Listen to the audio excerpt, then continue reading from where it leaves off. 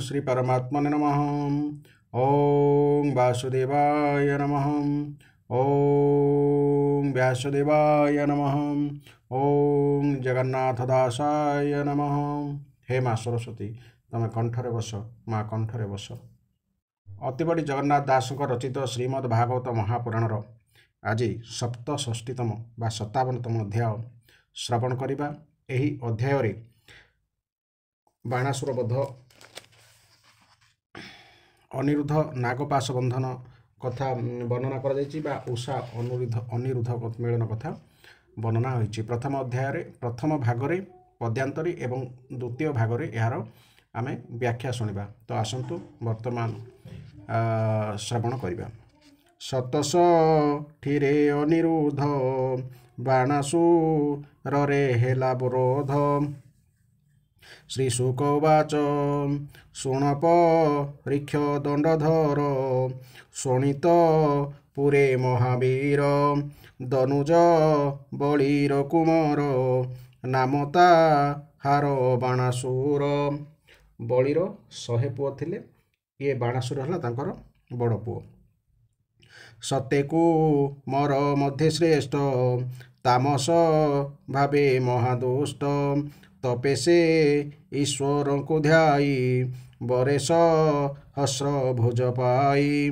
निजस हस्र भुज बळे जुधेब्र मिला मोहितळे।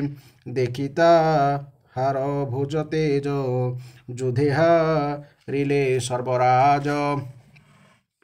जुधन पाई मनस्तापे मिलिला ईश्वर समीपे। मृदंग 500 कंधे दिव्यता डब अनुबंधे। तोषिला भवानी शंकर प्रसन्न होई शूलधर। बोइले बोर माग तुही तोते प्रसन्न आज मोही। से बोले हुओ मोर द्वारी हेउबो इले शूलधारी। दिनेश भ्रमे महावीर रत्नमु कुट अछि शिर। से शिरे हर पादे पड़ी बोलोई बेनी कर जोड़ी। नमोई प्रभुर चरण अनादि परम कारण। तु नाथ सर्वलोक गुरु जगत जन काम तरु। अपूर्ण काम जेते जन तुम्भेता हांक कल्पद्रुम।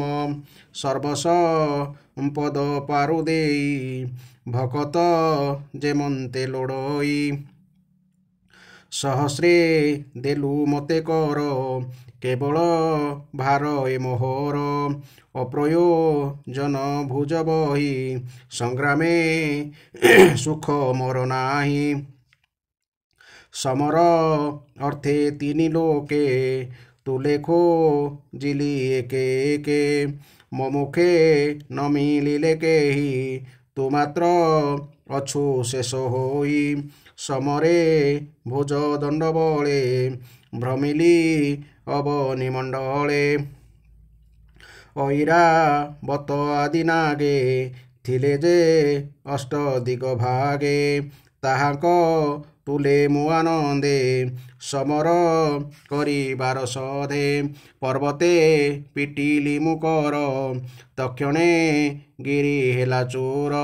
देखि मो हर भुज तेज भये भाजिले सर्वराज। हेमंत शुणिता वचन कोपेन यने त्रिलोचन। बोइले शुण बाणासुर रथे जे ध्वज अछि तोर। तार पताका जेते बेले छिड़ी पड़िब मोहितळे।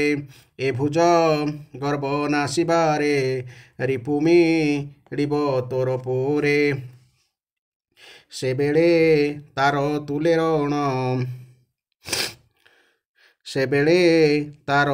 रण करिबु शुण मूढ़ बाण।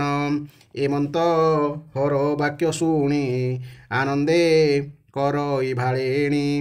नित्य चिन्तई शंभु कथा କେମନ୍ତେ ଜୀବ ଭୁଜ ବ୍ୟଥା ଚିନ୍ତଇ ନିଜ ବୀର୍ଯ୍ୟନାଶ ଆବୋରି ନିଜ କାଳପାଶ ଶୁଣରା ଜନଚିତ୍ର କଥା ଉଷାନା ମେଣତା ଦୁହିତା ଅତି ସୁନ୍ଦର ରୂପରାଶି କିଏ ବା କହିବି ପ୍ରଶଂସେ ତାହାର କନ୍ୟା କାଳ ଜାଣି ନିରୋଧ କଲା ଦୈତ୍ୟମଣି ଅତି ଦୁର୍ଗମ ପୁର କରି ନିରୋଧେ ନିବେଶି ପାହାରି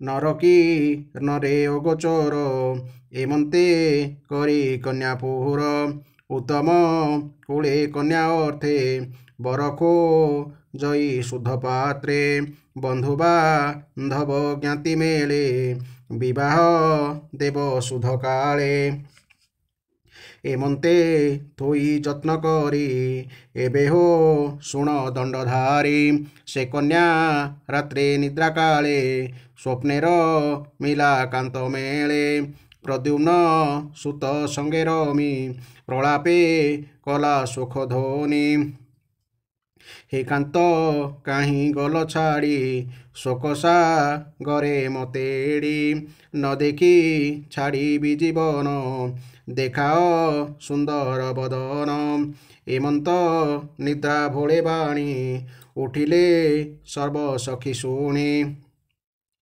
ସଚେତ କରି ନ ବହନ ଚାହିଣ ପୁଛନ୍ତି ବଚନ ବାଣାସୁରର ତ୍ରିବର କୁମ୍ଭାଣ୍ଡ ବୋଲି ନାମ ତାରକୁ ମାରି ଚିତ୍ରଲେଖା କନ୍ୟାର ତୁଲେ ଥିଲେ ଏକା ଅନ୍ତରେ ଅଛନ୍ତି କାମିନୀ ସେ ବୋଲେ କନ୍ୟା କୋଳେ ଘେନି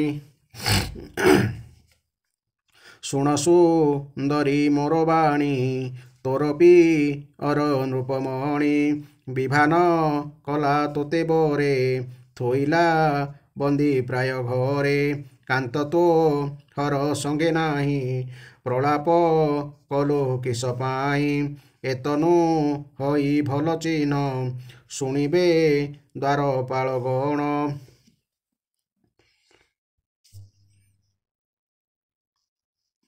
କହିବେ ତୋର ପିତାଗେ କଷ୍ଟ ହୋଇବ ମୋର ଭାଗେ ତାର ବଚନ କନେ ଶୁଣି ଉଷାବୋ ଲଇ ମୃଦୁବାଣୀ ସ୍ୱପ୍ନେ ଦେଖିଲି ମୁଁ ପୁରୁଷ ଅତି ସୁନ୍ଦର ତାର ବେଶ ଶ୍ୟାମଳ କମଳ ଲୋଚନ ସୁନ୍ଦର ଶଶାଙ୍କ ବଦନ ପୀତବସନ ପରିଧାନ ଯୁବତୀ ଜନଙ୍କୁ ମଦନ ସେ ମୋର ଚୁମ୍ବିଲା ଅଧର ନିବିଡ଼େ ଆସି କଲା କୋଳ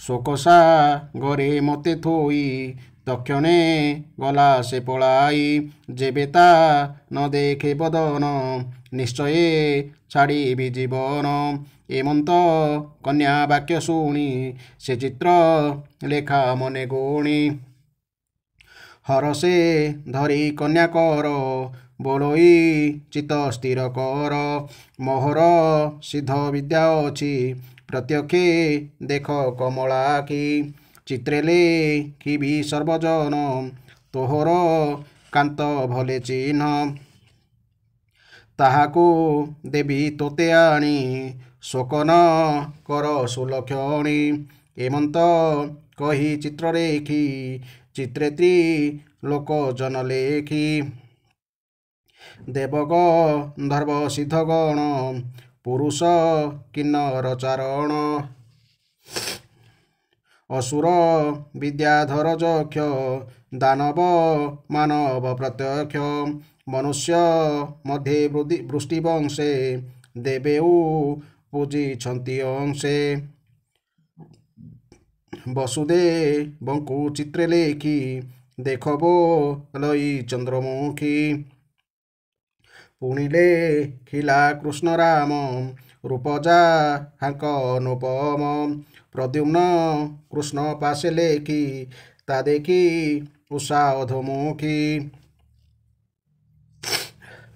प्रद्युम्न पुत्र निरोध लेखन्ते उषा कला सध सकाम दुष्टि रेसे देखी लाजे हो इला अधमुखी बोलोई चित्र लेखा चाहि बसखी से पुरुष एहि आनंदे हरस बदन सखी जा नीला तार मन सिद्ध जोगिनी जोग बले उठिला गगन मंडले एमंते प्रकाशिला निशि बेगे द्वारका पुरे पशि अनिरुद्धर निद्रा काले हरिला जोग माया बले सज्जा हिते शून्य पथे घेणीण चलिला तुरीते गगन मार्गे अति खरे मिलिला शोणित नगरे उषास यने दर्शन कराई तोष कला मन उषापु जिला वीरपाद छाड़िला मनर विषाद सुंदर बर देखी हसी रमिला हृदय विश्वासी एकांत पुर मध्य थाई जहीं पुरुष दृष्टि नाही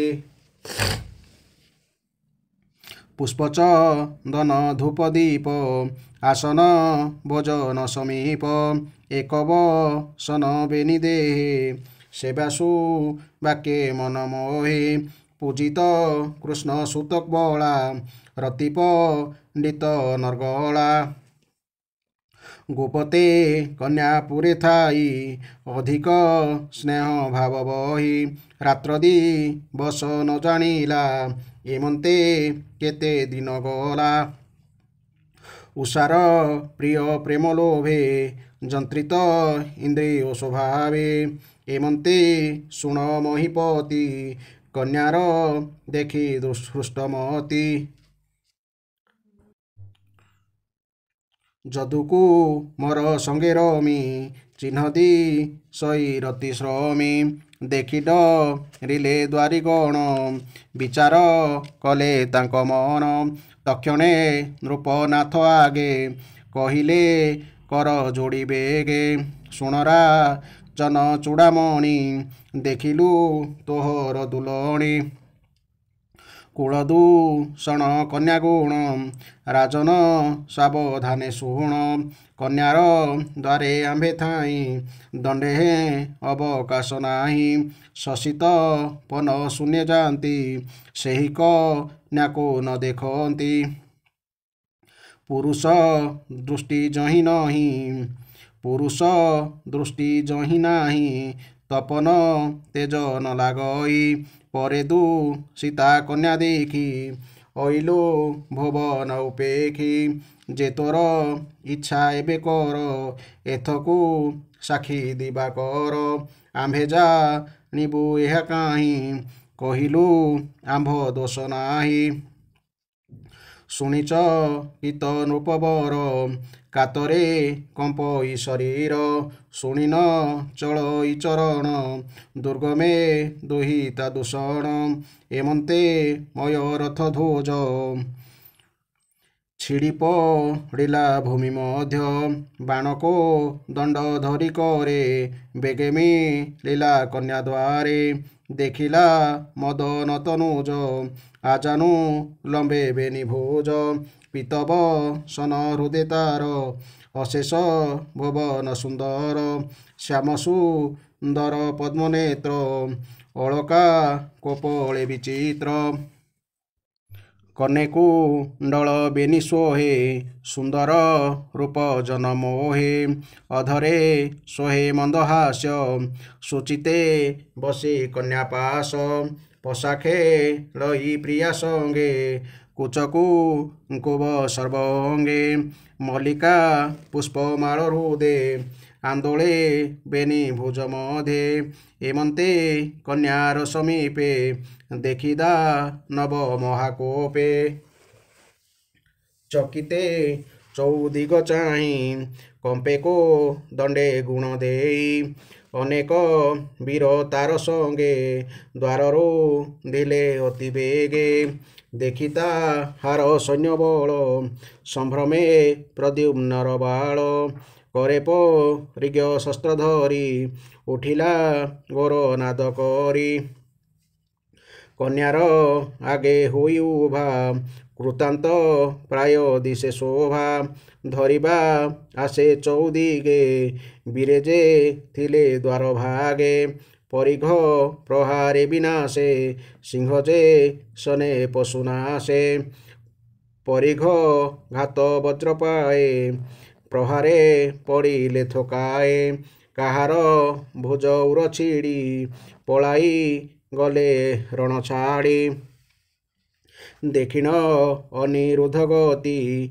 नागपा सरे महारथी बलिन दन बेगे बांधे बंधन देखी उषा कांदे कहई विप्र जगन्नाथ नागब धने कामसूत सुजने सावधाने शुण कृष्णना शिवे एक शरण इति श्रीमद्भागवते महापुराणे परमहंसा संहितायां दशम स्कंदे अनिरुद्ध नागपाशबंधन नाम सप्तषष्टितम अध्यायः।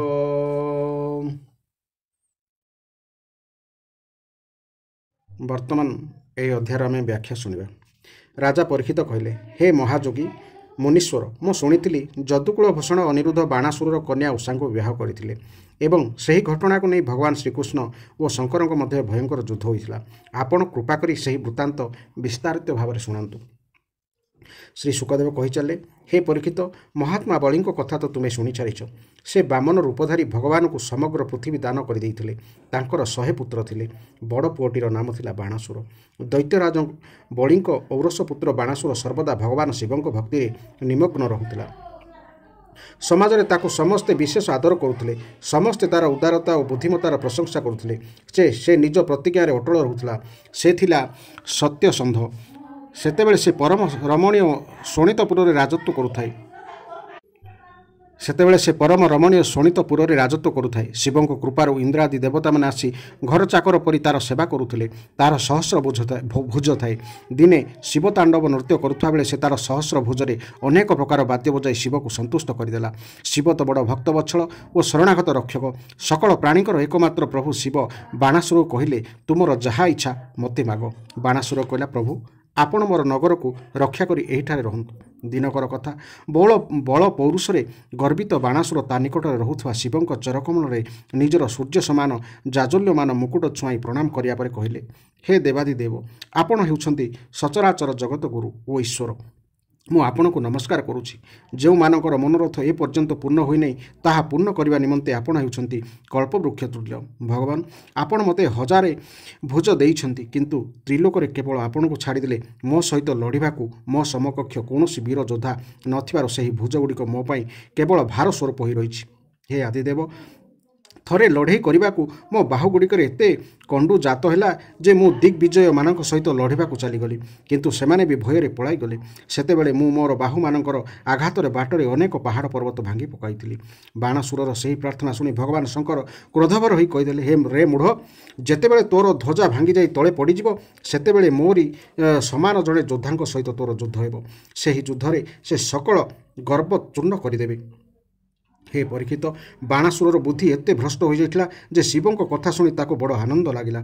से खुशी रे घर को फेरीगला। सेही दिन ठार मूर्ख बाणासुर भगवान शिवंक कहिबा अनुसार जो युद्धरे तार बल वीर्य नाश हो जाबार थाए सेही युद्धरे प्रतीक्षारे रहिला। हे परीक्षित, बाणासुरर उषा बोली गोटे कन्या थिला। कुमारी अवस्था ही से दिने स्वप्न देखिला जे परम सुंदर अनिरुद्धंक सहित से रमण रसरे मग्न अच्छी। आश्चर्यर कथा जे से अनिरुद्ध को केबे देखि नथिला कि तांको नाम शुणी नथिला। स्वप्न रे अनिरुद्ध अदृश्य हो जारू उषा हठात प्रलाप करी कहितला, प्राणेश्वर, तुमे केउठी अछ? एभली कहवा संगे संगे तार निद भांगीगला। से अत्यंत विह्वल होई उठी बसी पड़िला एवं से तार सखी मानक मझिरे बसिछि देखि निजको बड़ लज्जित अनुभव कला। हे परीक्षित, बाणासुरर मंत्री को नाम थिला कुंभांड। तार चित्रलेखा बोली गोटे झील थाए। उषा और चित्रलेखा थिले दुई घनिष्ठ सहचरी। चित्रलेखा कौतूहलवशत उषा को पचारा, आग राजमा, आज पर्यंत तो तुमर बाहागर भी हैनी, तथापि तुमे क्या खोजुच? तुमर मन कथा कौन कहूना? ଉଷା କହିଲା, ସଖୀ, ମୁଁ ସ୍ୱପ୍ନରେ ଜଣେ ଅତ୍ୟନ୍ତ ସୁନ୍ଦର ନବଯୁବକଙ୍କୁ ଦେଖିଲି। ତାଙ୍କ ଦେହର ରଙ୍ଗ ଶ୍ୟାମଳ, ନେତ୍ର ପଦ୍ମପାଖୁଡ଼ା ପରି। ସେ ପୀତାମ୍ବର ପିନ୍ଧିଥାନ୍ତି, ଭୁଜଗୁଡ଼ିକ ଲମ୍ବା ଲମ୍ବା, ଏବଂ ସେ ଏତେ ସୁନ୍ଦର ଜାଣ ଯେ ସ୍ତ୍ରୀମାନଙ୍କର ଚିତ୍ତଚୋର। ସେ ମୋତେ ତାଙ୍କ ଅଧରର ସୁମଧୁର ମଧୁ ଟିକିଏ ଚଖାଇ ଦେଇ ହଠାତ୍ ମୋତେ ଅତୃପ୍ତ ଅବସ୍ଥାରେ ଛାଡ଼ିଦେଇ କେଉଁଆଡ଼େ ଅଦୃଶ୍ୟ ହୋଇଗଲା। ସେ ମୋତେ ହଠାତ୍ ଦୁଃଖ ସାଗରରେ ଭସାଇ ଦେଇ କୁଆଡ଼େ ଚାଲିଗଲେ। ମୁଁ ତାଙ୍କୁ କେବେ ବି ପାଇବି ବୋଲି ବ୍ୟାକୁଳ ହେଉଛି। ସତେଲ ସଖୀ, ମୁଁ ମୋର ସେହି ପ୍ରାଣ ବଲ୍ଲଭକୁ ଖୋଜି ହେଉଛି। ଚିତ୍ରଲେଖା କହିଲା, ଆଗ ସଖୀ, ଯଦି ତୁମର ଚିତ୍ତଚୋର ଏ ତ୍ରିଲୋକ ଭିତରେ କେଉଁଠି ଥିବେ ଏବଂ ତୁମେ ତାକୁ ଚିହ୍ନିପାରିବ, ତେବେ ମୁଁ ତୁମର ବିରହ ବ୍ୟଥା ନିଶ୍ଚୟ ଦୂର କରି ଦେଇପାରିବି। ମୁଁ ଚିତ୍ର ଆଙ୍କୁଛି, ତୁମେ ସେସବୁ ଦେଖି ସେ ଭିତରୁ କିଏ ସେ ତୁମର ଚିତ୍ତଚୋର ପ୍ରାଣବଲ୍ଲଭ ଚିହ୍ନି ମୋତେ କହ। ତାପରେ ସେ ଯେଉଁଠୁ ଥାଆନ୍ତୁ ନା କାହିଁକି, ମୁଁ ତାଙ୍କୁ ତୁମ ପାଖରେ ଆଣି ପହଞ୍ଚାଇ ଦେବି। ଏପରି କହି ଚିତ୍ରଲେଖା ବସି ବହୁ ଦେବତା, ଗନ୍ଧର୍ବ, ସିଦ୍ଧ, ଚାରଣ, ପନ୍ନଗ, ଦୈତ୍ୟ, ବିଦ୍ୟାଧର, ଯକ୍ଷ ଓ ମନୁଷ୍ୟଙ୍କ ଚିତ୍ର ଆଙ୍କିଗଲା। ମନୁଷ୍ୟମାନଙ୍କ ଚିତ୍ର ଆଙ୍କୁ ଆଙ୍କୁ ବସୁଦେବ ପିତାଙ୍କର, ସୁରଙ୍କର, ସ୍ୱୟଂ ବସୁଦେବଙ୍କର, ବଳରାମଙ୍କର, ଭଗବାନ ଶ୍ରୀକୃଷ୍ଣ ଆଦିଙ୍କର ଚିତ୍ର ଆଙ୍କିଗଲା। ପ୍ରଦ୍ୟୁମ୍ନଙ୍କ ଚିତ୍ର ଦେଖି ଉଷା ଟିକିଏ ଲାଜେଇ ଗଲା। ହେ ପରୀକ୍ଷିତ, ସେ ଯେତେବେଳେ ଅନିରୁଦ୍ଧଙ୍କ ଚିତ୍ର ଆଙ୍କିଦେଲା, ତାହା ଦେଖିବା ମାତ୍ରେ ଉଷାର ମୁହଁ ଲାଜରେ ତଳକୁ ପୋତି ହୋଇଗଲା। ଶେଷରେ ସେ ମନ୍ଦ ମନ୍ଦ ହସି କହିଲା, ଆଗ ଏଇ ହେଉଛନ୍ତି ମୋର ସେଇ ପ୍ରାଣବଲ୍ଲଭ। ହେ ପରୀକ୍ଷିତ, ଚିତ୍ରଲେଖା ଥିଲା ଜଣେ ଯୋଗିନୀ। ସେ ଜାଣିଗଲା ଯେ ସେ ହେଉଛନ୍ତି ଶ୍ରୀକୃଷ୍ଣଙ୍କର ନାତି। ତେଣୁ ସେ ରାତିରେ ଆକାଶ ମାର୍ଗରେ ଯୋଗ ବଳରେ ଯାଇ ଭଗବାନ ଶ୍ରୀକୃଷ୍ଣଙ୍କ ଦ୍ୱାରା ସୁରକ୍ଷିତ ଦ୍ୱାରକାପୁରୀରେ ପହଞ୍ଚିଗଲା। ସେଠାରେ ଅନିରୁଦ୍ଧ ସୁନ୍ଦର ପଲଙ୍କରେ ଶୋଇଥିଲେ। ନିଜର ଯୋଗସିଦ୍ଧି ବଳରେ ଚିତ୍ରଲେଖା ତାଙ୍କୁ ଟେକି ନେଇ ଶୋଣିତପୁରକୁ ଚାଲି ଆସିଲା ଏବଂ ସଖୀ ଉଷାକୁ ତାର ପ୍ରିୟତମଙ୍କ ସଙ୍ଗେ ଭେଟ କରାଇଦେଲା। ନିଜର ପରମ ସୁନ୍ଦର ପ୍ରାଣ ବଲ୍ଲଭଙ୍କୁ ପାଇ ଉଷାର ମୁଖ ପଦ୍ମ ଅତ୍ୟନ୍ତ ଆନନ୍ଦରେ ପ୍ରଫୁଲ୍ଲିତ ହୋଇଗଲା ଏବଂ ସେ ଅନିରୁଦ୍ଧଙ୍କ ସହିତ ନିଜ ଅନ୍ତଃପୁରରେ ବିହାର କରିବାକୁ ଲାଗିଲା। ହେ ପରୀକ୍ଷିତ, ଉଷାର ଅନ୍ତଃପୁର ଏତେ ସୁରକ୍ଷିତ ଥିଲା ଯେ ତାହା ଭିତରେ କୌଣସି ପୁରୁଷର ଦୃଷ୍ଟି ମଧ୍ୟ ପଡ଼ିପାରୁନଥିଲା। ଅନିରୁଦ୍ଧଙ୍କ ପ୍ରତି ଉଷାର ପ୍ରେମ ଦିନକୁ ଦିନ ବଢ଼ିବାକୁ ଲାଗିଲା। ସେ ବହୁମୂଲ୍ୟ ବସ୍ତ୍ର, ଫୁଲହାର, ଅତର, ଧୂପ, ଦୀପ ଆଦି ସାମଗ୍ରୀ ପ୍ରଦାନ କରି ସୁମଧୁର ପେୟ, ଭୋଜ୍ୟ, ଭକ୍ଷ୍ୟ ଯୋଗାଇ ଦେଇ ମଧ୍ୟ ସୁମଧୁର ବାଣୀରେ ତାଙ୍କର ମନ ରଞ୍ଜାଇ ସେବ ଶୁଶ୍ରୂଷା କରି ଅନିରୁଦ୍ଧଙ୍କର ବିଶେଷ ସତ୍କାର କରିବାକୁ ଲାଗିଲା। ପ୍ରୀତି ଉପହାରରେ ଉଷା ତାଙ୍କ ମନକୁ କିଣିନେଲା। ସେହି ସୁନ୍ଦରୀ କନ୍ୟାର ଅନ୍ତଃପୁରରେ ଛପି ରହି ଅନିରୁଦ୍ଧ ନିଜକୁ ଭୁଲିଗଲେ। ସେ ସେଠାକୁ ଆସିବାର କେତେ ଦିନ ଯେ ହୋଇଗଲାଣି ତାହା ବି ଭୁଲିଗଲେ। ହେ ପରୀକ୍ଷିତ, ଯଦୁକୁମାର ଅନିରୁଦ୍ଧଙ୍କ ସହବାସ ହେତୁ ଉଷାର ଦେହ ମୁହଁରେ ଯେଉଁ ସବୁ ଚିହ୍ନ ବା ଲକ୍ଷଣ ପ୍ରକାଶ ପାଇଲା, ସେଥିରୁ ସ୍ପଷ୍ଟ ଜାଣି ହୋଇଗଲା ଯେ ତାର କୁମାରିତ୍ୱ ନଷ୍ଟ ହୋଇଗଲାଣି। ସେହି ସତ୍ୟ ଆଉ ଲୁଚି ରହିବା ଭଳି ନଥିଲା। ତା ପୁରକୁ ଜଗିଥିବା ପ୍ରହରୀମାନେ ଜାଣିଗଲେ ଯେ ରାଜକୁମାରୀଙ୍କ ସହିତ ନିଶ୍ଚିତ ରୂପେ କୌଣସି ପୁରୁଷର ସମ୍ବନ୍ଧ ହୋଇଗଲାଣି। ତେଣୁ ସେମାନେ ଯାଇ ବାଣାସୁରକୁ ଜଣାଇଲେ, ମହାରାଜ, ଆପଣଙ୍କର ଅବିବାହିତା ରାଜକୁମାରୀଙ୍କର ରଙ୍ଗଢଙ୍ଗ ଦେଖି ଆମକୁ ଲାଗୁଛି ଆପଣଙ୍କ କୂଳରେ କଳଙ୍କିତ ଲାଗିଯିବ। ହେ ପ୍ରଭୁ, ଏଥିରେ ସନ୍ଦେହ ନାହିଁ ଯେ ଆମେ ଅବିରତ ଦିନରାତି ତାଙ୍କ ପୁରରେ ପହରା ଦେଉଛୁ। ଆପଣଙ୍କ ଝିଅକୁ ବାହାରେ କୌଣସି ମନୁଷ୍ୟ ଦେଖିବାର ଆଦୌ କୌଣସି ସମ୍ଭାବନା ନାହିଁ। ତଥାପି ସେ କିପରି କଳଙ୍କିତ ହୋଇଗଲେ ଆମେ ବୁଝିପାରୁନୁ। ହେ ପରୀକ୍ଷିତ, ଝିଅର ଚରିତ୍ର ଦୂଷିତ ହୋଇଗଲାଣି ବୋଲି ପ୍ରହରୀମାନଙ୍କଠାରୁ ସମାଚାର ପାଇ ବାଣାସୁର ମନରେ ବଡ଼ ଦୁଃଖ ହେଲା। ସେ ତୁରନ୍ତ ଉଷାର ଅନ୍ତଃପୁରକୁ ପଶିଗଲା ଏବଂ ଯାଇ ଦେଖିଲା ଯେ ସେଠାରେ ଅନିରୁଦ୍ଧ ବସିଛନ୍ତି। ପ୍ରିୟ ପରୀକ୍ଷିତ, ଅନିରୁଦ୍ଧ ଥିଲେ ସ୍ୱୟଂ କାମବତାର ପ୍ରଦ୍ୟୁମ୍ନଙ୍କ ପୁତ୍ର। ତାଙ୍କ ପରି ସୁନ୍ଦର ଯୁବକ ତ୍ରିଭୁବନରେ ଅନ୍ୟ କେହି ନଥିଲେ। ଶ୍ୟାମଳ ଓ ସୁଗଠିତ ଶରୀର, ପିନ୍ଧିଥାନ୍ତି ପୀତାମ୍ବର, ପଦ୍ମ ପାଖୁଡ଼ା ପରି ବଡ଼ ବଡ଼ କୋମଳ ନେତ୍ର, ଲମ୍ବା ଲମ୍ବା ଭୁଜ, କପଳରେ ଝୁଲୁଥାଏ କୁଞ୍ଚିତ ଅଳକାବଳି ଓ ଚମକି ଉଠୁଥାଏ କୁଣ୍ଡଳର ଝଲମଲ ଜ୍ୟୋତି। ଓଠରୁ ଝରି ପଡ଼ୁଥାଏ ମନ୍ଦ ମନ୍ଦ ମୃଦୁ ହାସ। ପ୍ରେମଭରା ଚାହାଣୀରେ ମୁଖର ଶୋଭା ହୋଇଯାଇଥାଏ ଅତୁଳନୀୟ। ସେତେବେଳକୁ ସକଳ ପ୍ରକାର ସଜବାଜ ହୋଇ ଅନିରୁଦ୍ଧ ପ୍ରିୟତମା ଉଷା ସଙ୍ଗେ ବସି ପଶା ଖେଳୁଥାନ୍ତି। ଗଳାରେ ଶୋଭା ପାଉଥାଏ ମଧୁମଲ୍ଲିକାର ସୁନ୍ଦର ପୁଷ୍ପହାର ଏବଂ ଉଷାର ଅଙ୍ଗ ସବୁ ହେତୁ ସେହି ହାରରେ ଲାଗିଯାଇଥାଏ ତାର ବକ୍ଷସ୍ଥଳରେ କୁଙ୍କୁମ। ସେ ଉଷା ଆଗରେ ବସିଠାରେ ଦେଖି ବାଣାସୁର ଚକିତ ହୋଇଗଲେ। ଏଣେ ଅନିରୁଦ୍ଧ ଦେଖିଲେ ବିଭିନ୍ନ ଅସ୍ତ୍ରଶସ୍ତ୍ରରେ ସଜ୍ଜିତ ବୀର ସୈନ୍ୟମାନଙ୍କୁ ଧରି ବାଣାସୁର ସେହି ପୁରକୁ ପଶି ଆସିଛି। ତେଣୁ ସେମାନେ ତାକୁ ମାରି ତଳେ ଗୋଡ଼ାଇ ଦେବା ନିମନ୍ତେ ସେ ଏକ ଲୌହ ମୁଦ୍ଗର ଧରି ଠିଆ ହୋଇଗଲେ। ଦେଖି ଲାଗିଲା ସତେ ଯେପରି ସାକ୍ଷାତ ଯମ ହିଁ କାଳଦଣ୍ଡ ଧରି ଠିଆ ହୋଇଗଲେ। ବାଣାସୁର ସହିତ ଆସିଥିବା ସୈନ୍ୟମାନେ ତାଙ୍କୁ ଧରିବା ନିମନ୍ତେ ଉଦ୍ୟତ ହେବା ମାତ୍ରେ ବରାହ ଦଳରେ ମୁଖ୍ୟ ଦନ୍ତାବରାହ କୁକୁରମାନଙ୍କ ପରି ଗୋଡ଼ାଇଲା ପରି ଅନିରୁଦ୍ଧ ସେମାନଙ୍କୁ ପ୍ରହାର କରି ଧରାଶାୟୀ କରିଦେଲେ। ଅନିରୁଦ୍ଧଙ୍କ ମୁଦ୍ଗର ପ୍ରହାରରେ ସୈନ୍ୟମାନଙ୍କ ମଧ୍ୟରୁ କାହାର ମୁଣ୍ଡ ଫାଟିଗଲା ତ କାହାର ହାତ ଭାଙ୍ଗିଗଲା, କାହାର ଗୋଡ଼ ଭାଙ୍ଗିଗଲା ତ କାହାର ଆଉ କେଉଁ ଅଙ୍ଗ ଭାଙ୍ଗିଗଲା। ସେମାନେ ପ୍ରାଣହନି ସେଠାରୁ ପଳାଇଗଲେ। ବାଣାସୁର ଯେତେବେଳେ ଦେଖିଲା ଯେ ଅନିରୁଦ୍ଧ ତାର ସବୁ ସୈନ୍ୟଙ୍କୁ ସଂହାର କରିଚାଲିଛନ୍ତି, ସେତେବେଳେ ସେ କ୍ରୋଧାନ୍ୱିତ ହୋଇ ତାଙ୍କୁ ନାଗପାଶରେ ବାନ୍ଧିଦେଲେ। ନିଜର ପ୍ରିୟତମ ଏପରି ବନ୍ଧନରେ ପଡ଼ିଯିବା ଦେଖି ଉଷା ଅତ୍ୟନ୍ତ ଦୁଃଖ ଓ ଶୋକରେ ବିହ୍ୱଳ ହୋଇଗଲା। ତା ଆଖିରୁ ଲୁହର ଧାରା ଝରିବାକୁ ଲାଗିଲା ଓ ସେ ରୋଦନ କରି ଉଠିଲା। ଏହି ଥିଲା ଏହି ଅଧ୍ୟାୟର ବ୍ୟାଖ୍ୟା। ଠିକ୍ ଆପଣମାନେ ଏହିଭଳି ଭାବରେ ଧାରାବାହିକ ଶୁଣିବା ପାଇଁ ଚ୍ୟାନେଲଟିକୁ ନିଶ୍ଚୟ ସବସ୍କ୍ରାଇବ୍ କରନ୍ତୁ। ଜୟ ଜଗନ୍ନାଥ, ଜୟ ଜଗନ୍ନାଥ, ଜୟ ଜଗନ୍ନାଥ।